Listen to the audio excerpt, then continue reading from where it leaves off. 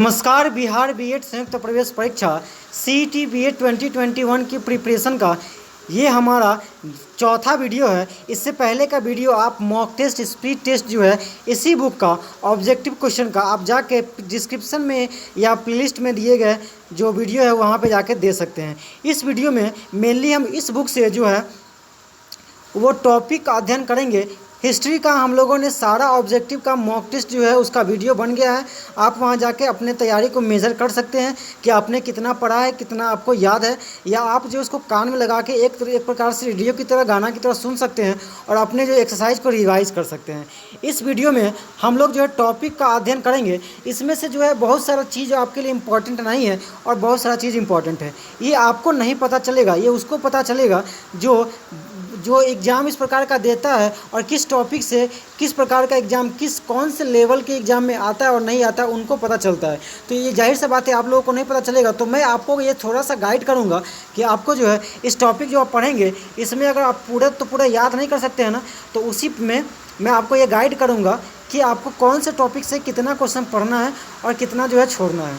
ये वीडियो जो है उन सभी प्रकार के विद्यार्थियों के लिए इम्पॉर्टेंट है जो मैट्रिक लेवल का, इंटर लेवल का जो है कॉम्पिटिटिव एग्जामिनेशन की तैयारी करते हैं या करने वाले हैं, या आप लोग पहले करते थे अभी भूल गए हैं, तो आप इसे रिकैप भी कर सकते हैं। मैं बहुत ही ईजी वे में आपको स्टोरी के माध्यम से कौन सा चीज़ कितना इम्पोर्टेंट है और कितना इम्पोर्टेंट नहीं है उसके लिहाज से बताऊंगा।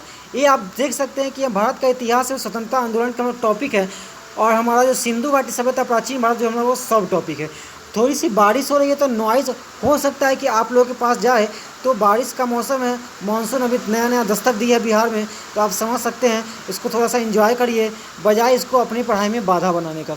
तो हम लोग का इतिहास जब हम लोग उठाते हैं बुक इतिहास का, तो सबसे पहला जो हम लोग का टॉपिक होता है, सबसे स्टार्टिंग से जो स्टार्ट होता है चैप्टर, वो सिंधु घाटी की सभ्यता से। सिंधु घाटी सभ्यता से पहला हमारा क्वेश्चन बनता है कि सिंधु घाटी का जो सभ्यता है वो सिंधु घाटी सभ्यता आज जो है वो ऐतिहासिक काल की कांस्य युगीन सभ्यता है। इससे हमारा क्वेश्चन आता है कि ये कौन सी प्रकार की सभ्यता है, तो ये जो है वो हमारी कांस्य युगीन जो है वो सभ्यता है। इसका हमारा दूसरा क्वेश्चन बनता है कि कार्बन डेटिंग के अनुसार इसका कालक्रम जो है 2350 ईसा पूर्व से 1750 ईसा पूर्व का माना जाता है।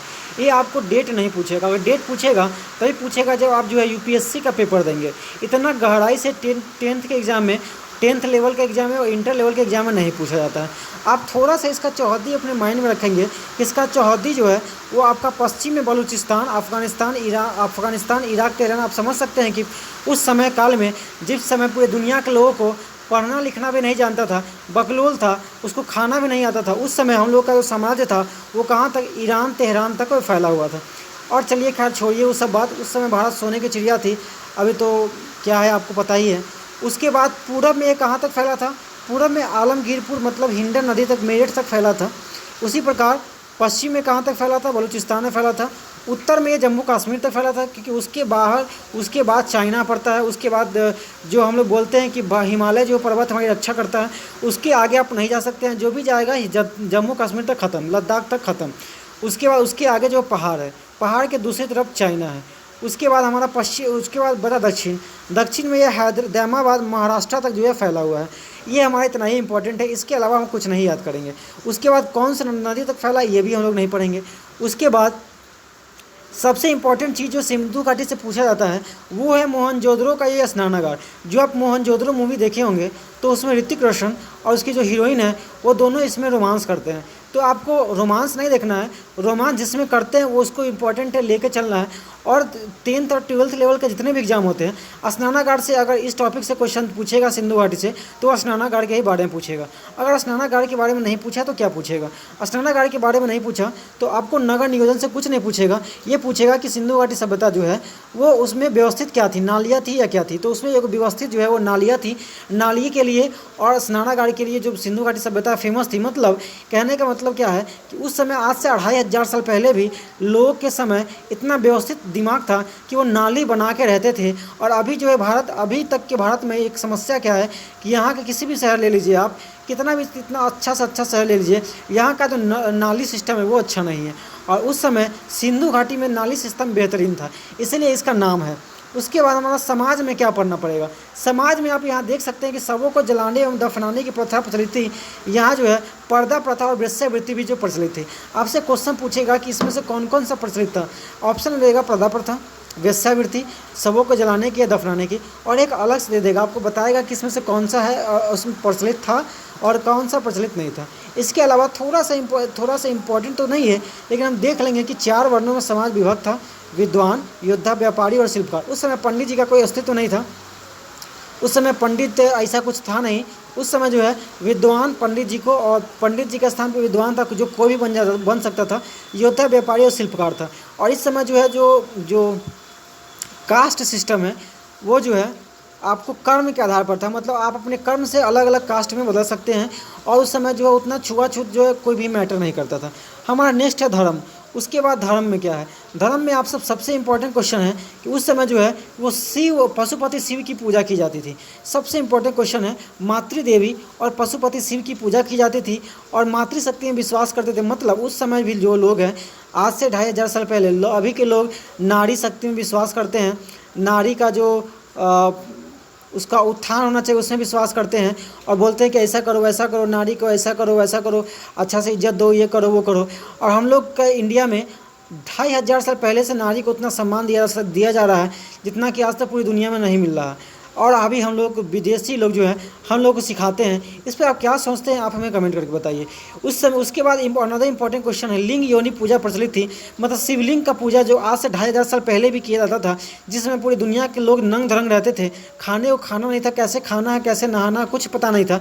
उस समय हम लोग के यहाँ जो और शिवलिंग की पूजा होती थी और हम लोगों के यहाँ जो है वो नगरीय व्यवस्था थी और जो ड्रेनेज सिस्टम था वो इतना जो है वो हाईली डेवलप्ड था। और स्नानागार के लिए इम्पोर्टेंट तो है ही।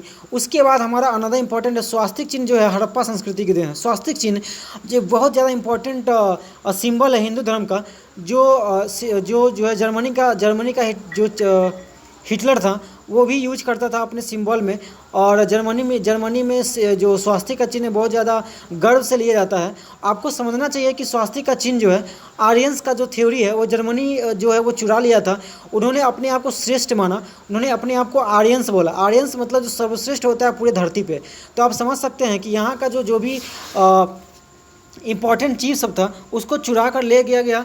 और यहाँ आपको सुन के हैरानी होगा कि जिस संस्कृत को हम लोग यहाँ इतनी उपेक्षा का शिकार उपेक्षा से देखते हैं उसको पढ़ते नहीं हैं। अकेले जर्मनी में जितने भी इंजीनियरिंग इंस्टीट्यूशंस हैं उसमें संस्कृत में जो है वो जो है रिसर्च पेपर प्रकाशित किया जाता है। रिसर्च पेपर जो है प्रकाशित किया जाता है संस्कृत में इंजीनियरिंग सब्जेक्ट में। और अकेले जर्मनी में जो है वो 250 से अधिक यूनिवर्सिटी में संस्कृत जो है पढ़ाई जाती है। तो आप समझ सकते हैं आर्यंस ने जो है जर्मनी ने जो है वो कितने जो है संस्कृत को इम्पोर्टेंस दे रखा है। और अगर आप जो है 1700 से लेके 1850 तक इन जितने भी आविष्कार हुए हैं उसमें से अगर उसका लिस्ट बनाएंगे तो उसमें आप देखेंगे कि 80% जो आविष्कार है वो जर्मनी में हुए हैं उस समय। और वही वो काल है जिस काल में भारत जो है सोने की चिड़िया थी। और जर्मनी जो है भारत से जो नए जो यहाँ के बुक्स थे उसको चुरा के जो है विदेशों में ले जाया जा रहा था। और उसका जो ट्रेसेस है हमारे यहाँ का जो भी अभी मॉडर्न टेक्नोलॉजी है उस सब का ट्रेसेस जो है आपको वेदों में, पुराणों में, संस्कृत के ग्रंथों में मिलेंगे। मैं बड़ाई नहीं कर रहा, मैं जो फैक्ट है वही आपको बता रहा हूँ। अगर आपको नहीं पता है तो आप जो है विकिपीडिया पर जाके इसके बारे में सर्च कर सकते हैं, what is the importance of Sanskrit. और मैं जब बनारस हिंदू यूनिवर्सिटी में पढ़ रहा था, आपको पता होना चाहिए बनारस हिंदू यूनिवर्सिटी जो वर्ल्ड की 2 टॉप यूनिवर्सिटी में से एक आती है। और वहाँ से दक्षिण कोरिया, जी हाँ बिल्कुल, जहाँ से सैमसंग कंपनी है दक्षिण कोरिया, नोकिया कंपनी दक्षिण कोरिया। और वही दक्षिण कोरिया जो इतना हाई टेक्नोलॉजी में इतना एडवांस्ड है और उसकी युद्ध टेक्नोलॉजी भी बहुत ज़्यादा एडवांस है, अमेरिका के लेवल की है। उसका वहाँ का जो बच्चा है वो BHU आता था संस्कृत पढ़ने और वो बाकायदा संस्कृत में ऑनर्स करता है। और हम लोग इंडिया के बच्चे किस में ऑनर्स करते हैं, हिस्ट्री में ऑनर्स करेंगे, जो एकदम फालतू सब्जेक्ट है, कोई मतलब नहीं है, इसका कोई इंपॉर्टेंस नहीं है। मेरा मानना तो है कि संस्कृत को जो है वो 8 से 10 क्लास तक ही ख़त्म कर देना चाहिए। उसके बाद 10 क्लास के बाद ह्यूमैनिटीज़ में कोई चैप्टर रखना ही नहीं चाहिए, फिलॉसफी भी नहीं रखना चाहिए, आई थिंक सो। और एक जो है साइंस का मतलब सब्जेक्ट है, मनोविज्ञान को छोड़ के मुझे नहीं लगता है किसी चैप्टर को पढ़ाने की ज़रूरत है, वो 10 तक ही सीमित कर देना चाहिए। उसके बाद जो है जो भी टेक्निकल चीज़ है वही चीज़ सिर्फ रखना चाहिए। और पता नहीं लेकिन गवर्नमेंट कैसे सोचती है, आई डोंट नो। इसीलिए आप माने या ना माने, भारत में इतनी बेरोजगारी है क्योंकि हमारे लोग के यहाँ का जो पढ़ाई का जो सिस्टम है वो ऐसा है कि उसको आप पढ़ाई तो कर सकते हैं 25 साल, लेकिन उस 25 साल जो आप पढ़ाई किए हैं उस पढ़ाई से नौकरी के अलावा आप दुनिया में कोई काम नहीं कर सकते हैं। आपका इंडियन एजुकेशन सिस्टम पे क्या राय है, विचार है, आप हमें कमेंट करके बताइए। और जाहिर सी बात है आप लोग को इस तरफ जो आप लोग को इस टॉपिक में कोई दिलचस्पी नहीं होगा, और यही कारण है सिंस वन एंड ओनली कि इंडिया में इतनी जो है बेरोजगारी है। उसके बाद हम लोग अपने टॉपिक पे लौटते हैं और हम लोग जो पढ़ते हैं अनदर जो इम्पोर्टेंट चीज़ है, अग्निकुंड का साक्ष्य जो है कालीबंगा से प्राप्त हुआ है। और जो अग्निकुंड की जो है वो कहाँ से प्राप्त हुआ, तो कालीबंगा, मतलब हिंदुओं में एक पूजा अर्चना होती है, अग्निकुंड बहुत इंपॉर्टेंट होता है। शादी में भी अग्निकुंड, बिना अग्निकुंड का हिंदुओं में पूजा अर्चना होता ही नहीं है, कंप्लीट ही नहीं होता है। तो उसमें क्या अग्निकुंड का जो कॉन्सेप्ट है वो, मतलब अग्निकुंड का जो ट्रेसेस है वो कहाँ मिला, तो कालीबंगा से प्राप्त हुआ था। स्वास्तिक चिन्ह कहाँ मिला, तो हड़प्पा संस्कृति की देन है। मतलब जो है स्वास्तिक चिन्ह जो आर्यंस की है और आर्यंस के लिए पूरी दुनिया लड़ रही है। आप समझ सकते हैं कि आपके पास इतना जो है वैज्ञानिक चीज़ें हैं, इतना रिसर्च लेवल की चीज़ें हैं जिसको आपको कोई कदर नहीं है, और उसके लिए पूरी दुनिया जो है हथियार रही है, उसके लिए लड़ रही है। खैर ये another important question, another topic है ये। अपने आप को सोचने की चिंतन का एक टॉपिक है, हम लोग को अभी पढ़ना है। तो हम लोग पूरा अपने टॉपिक पे लौटते हैं। अर्थव्यवस्था के बारे में पढ़ना है, तो अर्थव्यवस्था का मुख्य आधार था कृषि, और गेहूं, जौ, मटर, कपास वहाँ की प्रमुख फसल थी।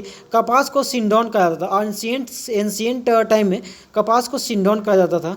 और गेहूं का खेती होता था हड़प्पा संस्कृति में, जौ का होता था, मटर का और कपास का खेती होता था। तो ये अब जो अनदर इम्पॉर्टेंट चीज़ है कि जो है हड़प्पा संस्कृति में मोहनजोदड़ो के काल में जो है किस किस चीज़ का खेती होता था, तो गेहूँ का खेती होता था, जौ का खेती होता था, मटर का खेती होता था और कपास का खेती होता था।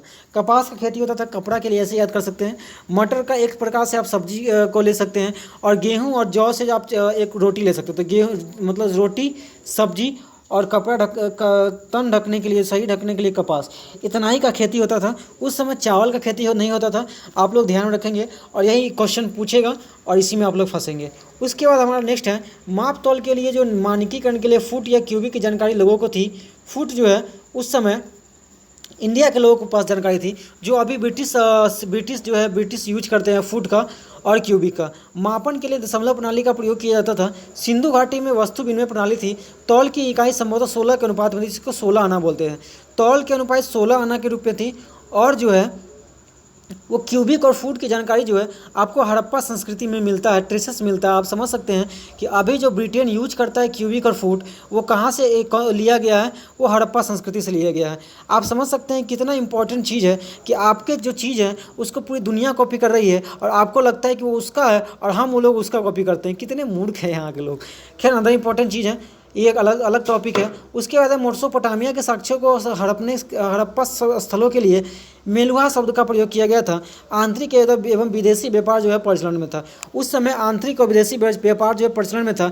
That's why India is called golden bird of the world, क्योंकि उस समय अगर मान लीजिए उस समय पूरे दुनिया में अगर 100% व्यापार होता था, उसका 27.4% व्यापार जो है अकेले इंडिया में होता था। आप लोग को ये समझ नहीं आया होगा। अब मैं अलग थोड़ा सा समझाता हूँ, थोड़ा सा घुमा के।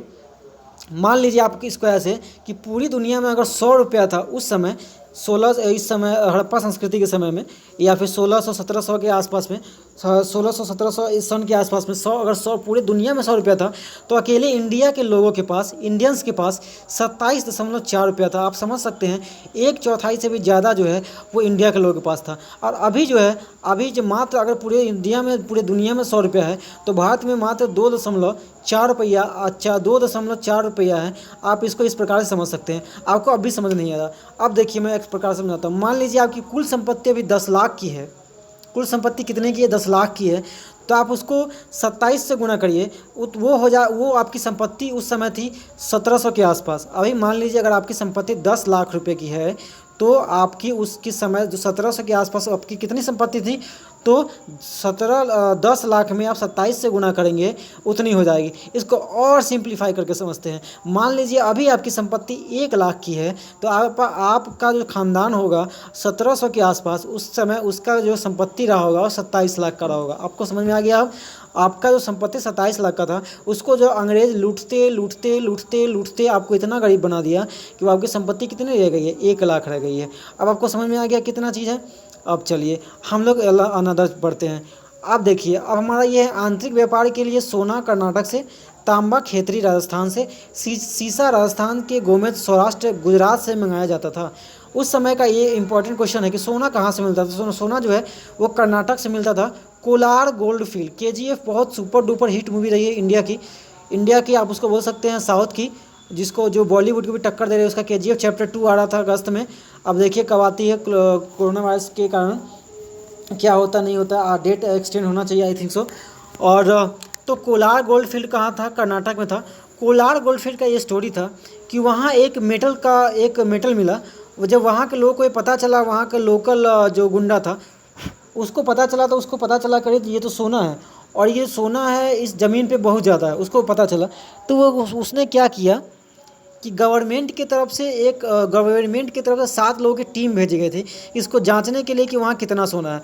जांच के जब वहाँ के लोगों को बताया, वहाँ का जो लोकल लोग था वहाँ को उसको बताया, तो वहाँ का जो लोकल गुंडा है उसको पता चला कि यहाँ पे इतना सोना है कि धरती पे और कहीं इतना सोना ही नहीं है।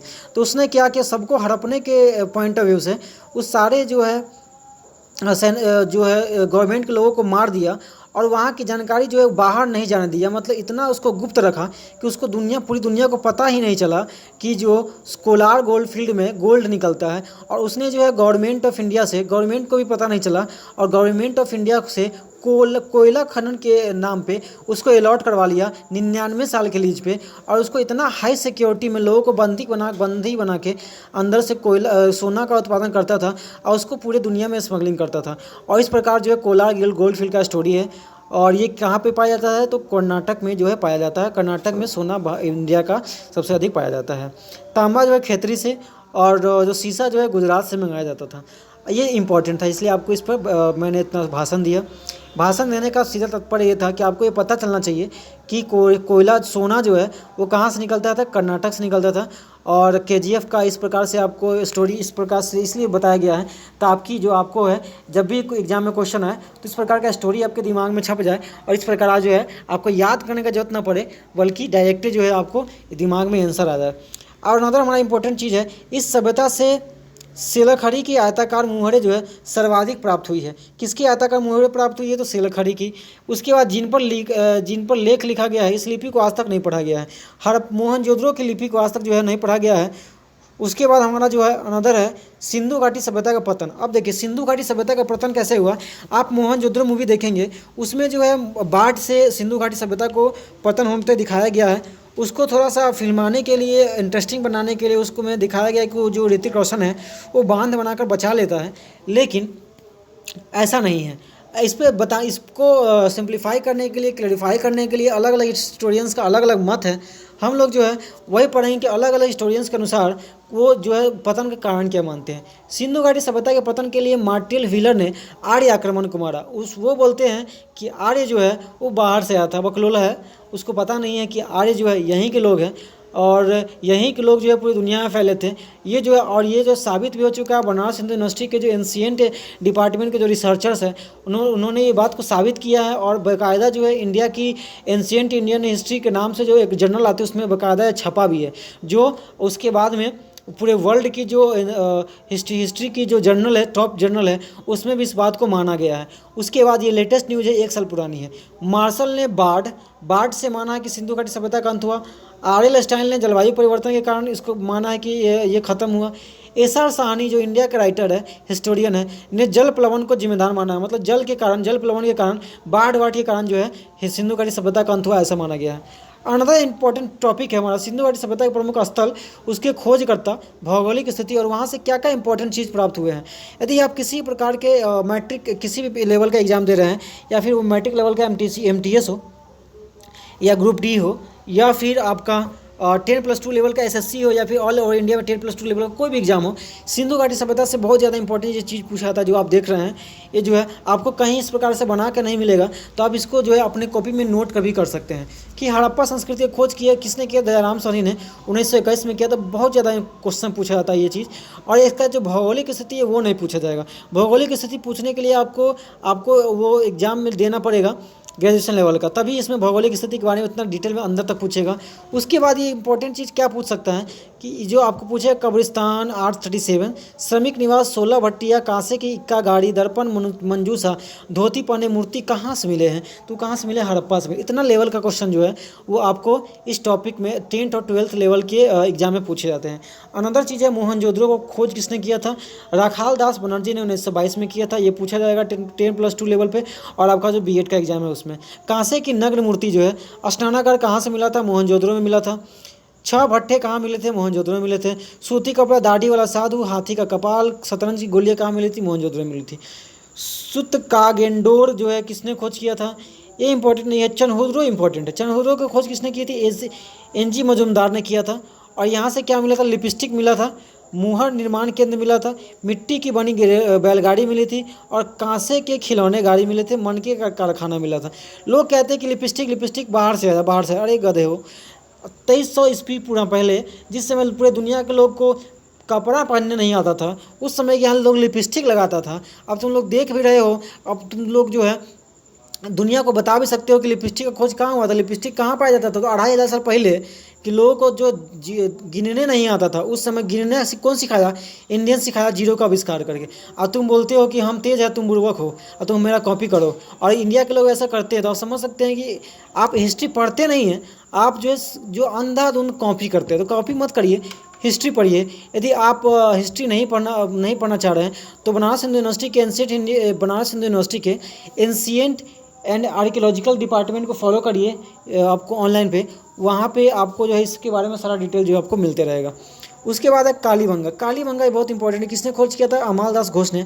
कालीबंगा से जो क्या है, क्या पूछा जाता है, कालीबंगा से मिट्टी के हल बहुत ज़्यादा इंपॉर्टेंट है कि मिट्टी का हल जो है हड़प्पा सभ्यता में कौन से स्थान से मिला है, तो कालीबंगा से मिला है। कौन, इसमें पूछा जाएगा मिट्टी का हल कहाँ से मिला था, कालीबंगा। कालीबंगा इसको कैसे याद रखोगे, देखो काली जी, दूसरा है काली मिट्टी। काली मिट्टी खोद जो है वो बहुत ज़्यादा थोड़ा सा वो क्या होता है, काली मिट्टी जो है वो बहुत ज़्यादा हार्ड होता है। उसको खोदने, उसको मतलब उसमें सुराख करने के लिए, उसको जोतने के लिए आपको हल तो चाहिए। इसीलिए जो है काली हल कहाँ मिला, कालीबंगा मिला। उसके बाद अनदर इंपॉर्टेंट चीज़ है लोथल, बहुत ज़्यादा इंपॉर्टेंट है। रंगनाथ राव ने 1957 में खोज किया था। वहाँ से क्या मिला था, सोने का मनका मिला था। कहाँ से, लोथल से। मनका बनाने का कारखाना कहाँ से, लोथल से। धान की खेती का साक्ष्य कहाँ है, लोथल। बहुत ज़्यादा इंपॉर्टेंट है कि सबसे पहले धान के अवशेष जो है कहाँ मिला था, लोथल मिला था। लोथल में क्या मिला था, लोथल में क्या मिला था, धान का जो है वो मिला था। अब लेकिन इसको कैसे याद करेंगे, आप भोथर से याद करिए लोथल को। भोथर एक बिहार में जब भी चैत का महीना आता है बहुत ज़्यादा गाना निकलता है।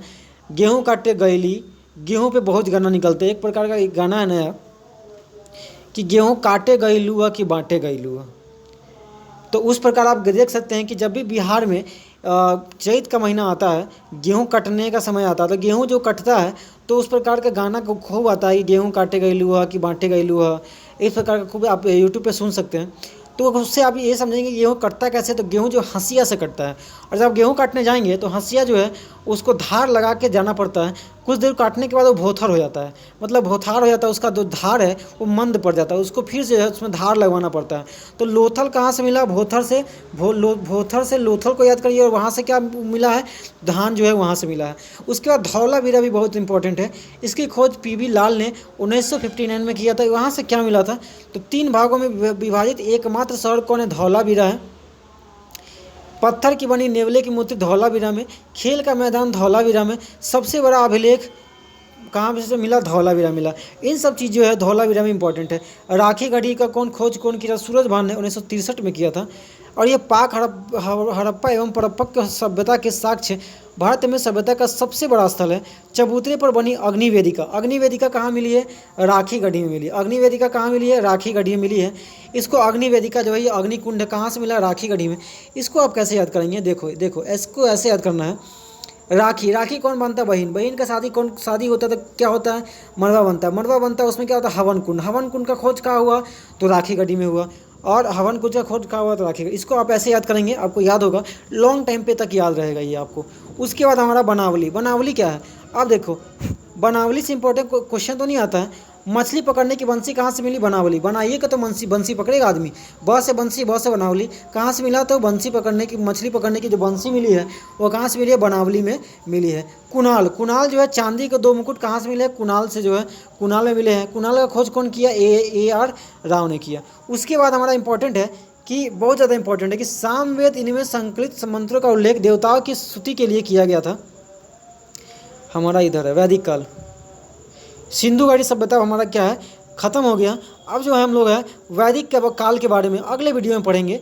और इस वीडियो में आपका जितना इंपॉर्टेंट है उसको कैसे याद करेंगे, आप जो है इसको याद करिए। इसको पहले एक बार सुनिए, नहीं याद हुआ कोई बात नहीं, दूसरा बार सुनिए। आपको याद हो चुका है, आपको पता नहीं है, आपको याद हो चुका है, आपको पता नहीं, कैसे फिर उसको चेक करेंगे? टेस्ट करने के लिए आप जो हमारे प्लेलिस्ट में जाएंगे, उसमें बीएड का प्लेलिस्ट होगा, उसमें आप देखेंगे मॉक टेस्ट सेट 1। सेट 1 में आपका जो है आप देखेंगे 1 से 50 तक का क्वेश्चन है, उसमें से आप बनाएंगे। ऊपर से ही क्वेश्चन दिया गया, अरेंज करके दिया गया, बड़ा अच्छा दिया गया है। इसमें टॉपिक वाइज आपका क्वेश्चन अरेंज है, उसमें जितने भी 10 क्वेश्चन 15 क्वेश्चन है आप उसको बना के देखिए, एकदम गारंटी के साथ आपका क्वेश्चन बनेगा और आपको पता चल जाएगा कि आपको जो है वो याद हो रहा है। उसके बाद इस तरह से आप पढ़ेंगे, एक एग्जाम नहीं कोई भी एग्जाम निकलेगा, लेकिन आपको बशर्ते कॉन्सेप्ट समझ में आना चाहिए किस कौन से एग्जाम के लिए कितना हमको पढ़ना है और कितना छोड़ना है।